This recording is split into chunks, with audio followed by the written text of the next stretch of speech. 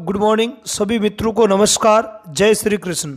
पहला प्रश्न है, घोड़े को तालाब तक तो ले जाया जा सकता है लेकिन उसे पानी पीने के लिए बाध्य नहीं किया जा सकता, इसका कारण है? ऑप्शन ए संतोष का अभाव, ऑप्शन बी प्रभाव का अभाव, ऑप्शन सी बहु प्रतिक्रिया का प्रभाव, ऑप्शन डी तत्परता का अभाव और ऑप्शन ई में है अनुत्तरित प्रश्न। तो देखो, थार्नडाइक ने जो अधिगम के जो सिद्धांत दिए थे, 8 अधिगम के सिद्धांत दिए थे, उनमें से 3 थे मुख्य और 5 थे वो गौण अधिगम के नियम थे। तो उन्हीं नियमों पर आधारित है कि घोड़े को तालाब तक ले जाया तो जा सकता है लेकिन उसे पानी पीने के लिए बाध्य नहीं किया जा सकता है। आगे बात समझ में? तो इसका कारण क्या है? इसका कारण ये है कि उस घोड़े में तत्परता का अभाव है। मतलब ये तत्परता के नियम पर आधारित है, मतलब उसमें तत्परता का अभाव होता है। कहने का मतलब ये हुआ कि कोई भी जो बालक होता है वो तब तक नहीं सीख पाता है जब तक उसमें खुद में तत्परता नहीं हो, है ना, खुद वो सीखने के लिए तत्पर नहीं हो। अर्थात जैसे मान लिया कि घोड़े को आप तालाब तक ले तो जा सकते हो, है ना, बच्चे को आप स्कूल डाल तो सकते हो, तो जिस प्रकार घोड़े को तालाब तक ले जा सकते हैं लेकिन पानी पीने के लिए आप उसको मजबूर नहीं कर सकते हो। ठीक ऐसे ही बालक को आप विद्यालय में तो डाल सकते हो लेकिन पढ़ने के लिए मजबूर नहीं कर सकते हो। वो पढ़ेगा तभी, सीखेगा तभी जब वो खुद तत्पर हो। तो इसका मतलब है कि उसमें तत्परता का क्या है? अभाव है। इसलिए इसका जो राइट आंसर वो हो जाएगा ऑप्शन डी। अगला प्रश्न है, शिक्षा के अधिकार अधिनियम के अंतर्गत किसी छात्र को लगातार न्यूनतम कितने दिवस अनुपस्थित रहने पर नाम पृथक किया जा सकता है? मतलब है आरटीई एक्ट के अनुसार कोई छात्र कितने दिनों तक लगातार यदि एब्सेंट रहेगा, है ना, तो उसका नाम है वो पृथक कर दिया जाएगा। ऑप्शन ए है 30 दिन, ऑप्शन बी 45 दिन, ऑप्शन सी 50 दिन और ऑप्शन डी में है 60 दिन और ऑप्शन ई में है अनुत्तरित प्रश्न। तो इस प्रश्न का जो राइट आंसर है वो हो जाएगा ऑप्शन बी 45 दिन। अगला प्रश्न है, बुद्धि अधिगम की योग्यता है परिभाषा प्रस्तुत की है। Option A Rex, option B Buckingham, option C Thorndike, option D Wechsler और ऑप्शन ई में है अनुत्तरित प्रश्न। तो ये परिभाषा जो देने वाले थे वो थे आपके बकिंगम। कौन से? बकिंगम। अगला प्रश्न है, चौथा प्रश्न है, किस अवस्था में बालक में सीखने की सीमा और तीव्रता विकास की और किसी भी अवस्था में बहुत अधिक होती है? मतलब इस प्रश्न को सरल लैंग्वेज में समझो, और सरल लैंग्वेज ये है कि कौन सी अवस्था में बालक में सीखने की सीमा का मतलब तीव्रता, मतलब अधिकतम सीखता है और विकास की तीव्रता अधिकतम होती है। मतलब सीखने की और विकास की जो गति होती है वो किस अवस्था में अधिक होती है, इसको आप ऐसे समझो। तो ऑप्शन ए है शैशवावस्था में, ऑप्शन बी बाल्यावस्था में, ऑप्शन सी किशोरावस्था में, ऑप्शन डी प्रौढ़ावस्था में और ऑप्शन ई में अनुत्तरित प्रश्न। तो इस प्रश्न का जो राइट आंसर है वो हो जाएगा आपके ऑप्शन ए।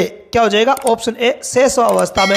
आपको वैसे ही पता है ना, विकास की सर्वाधिक तीव्र अवस्था कौन सी है? शैशवावस्था होती है। बाल्यावस्था में फिर विकास धीमे पड़ जाता है और फिर किशोरावस्था में फिर से तेज हो जाता है, पर किशोरावस्था की तुलना में भी शैशवावस्था में जो विकास की जो तीव्रता होती है वो अधिक होती है, सीखने की जो सीमा होती है वो अधिकतम होती है। अगला प्रश्न देखते हैं। अगला प्रश्न है, मानसिक द्वंद्व या संघर्ष का कारण है। मतलब मानसिक जो द्वंद्व उत्पन्न होता है, जो संघर्ष उत्पन्न होता है, उसका कारण क्या है? ऑप्शन ए इच्छाओं पर नियंत्रण न होना, ऑप्शन बी इच्छाओं के प्रतिकूल परिस्थितियों से सामना होना, ऑप्शन सी शारीरिक अक्षमता के कारण उत्पन्न खिन्नता, ऑप्शन डी उपयुक्त सभी और ऑप्शन ई में है अनुत्तरित प्रश्न।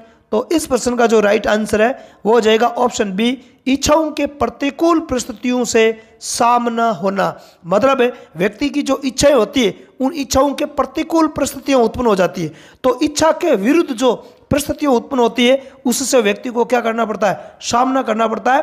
तो व्यक्ति ऐसी कंडीशन में मानसिक द्वंद्व का शिकार हो जाता है। किसका शिकार हो जाता है? मानसिक द्वंद्व या मानसिक संघर्ष का शिकार हो जाता है। अगला प्रश्न है, क्रियात्मक अनुसंधान के महत्व के बारे में कौन सा कथन सही नहीं है? ऑप्शन ए उपभोक्ता ही अनुसंधान करता है, ऑप्शन बी समस्याओं का हल शीघ्रता से प्राप्त हो जाता है, ऑप्शन सी समस्याओं का हल अभ्यास में ले जाया जाता है और उसका मूल्यांकन नहीं किया जाता है। ऑप्शन डी, इसमें अधिक समय नहीं लगता है। और ऑप्शन ई में है अनुत्तरित प्रश्न। तो देखो इस प्रश्न में कौन सा सही नहीं है उसकी अपने को चर्चा करनी है, ठीक है।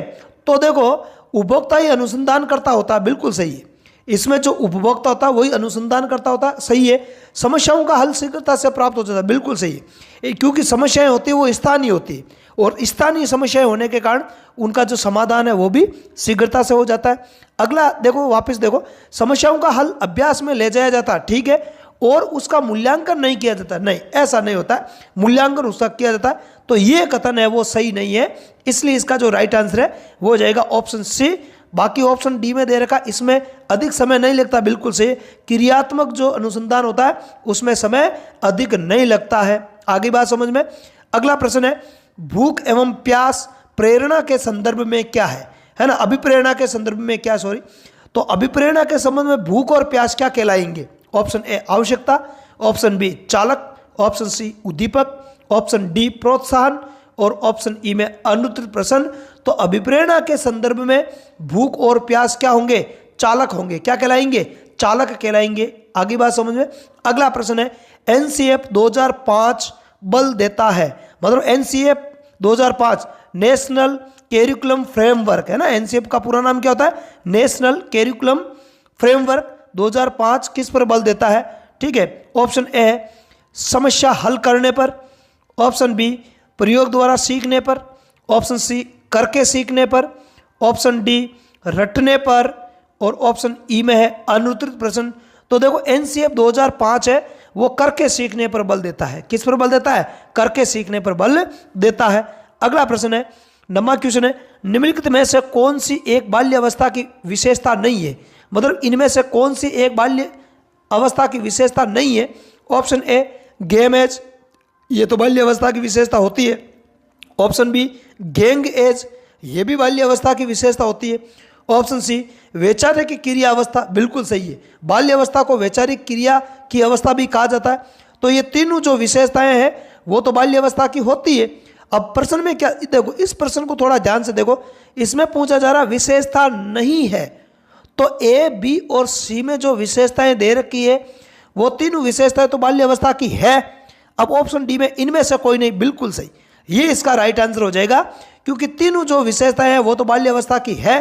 प्रश्न में पूछा जा रहा है कि बाल्य अवस्था की विशेषताएं कौन सी नहीं है, तो इनमें से तो ये तीनों तो है, इसलिए इसमें दे रखा है इनमें से कोई नहीं, तो ये आंसर है वो हो जाएगा इसका डी।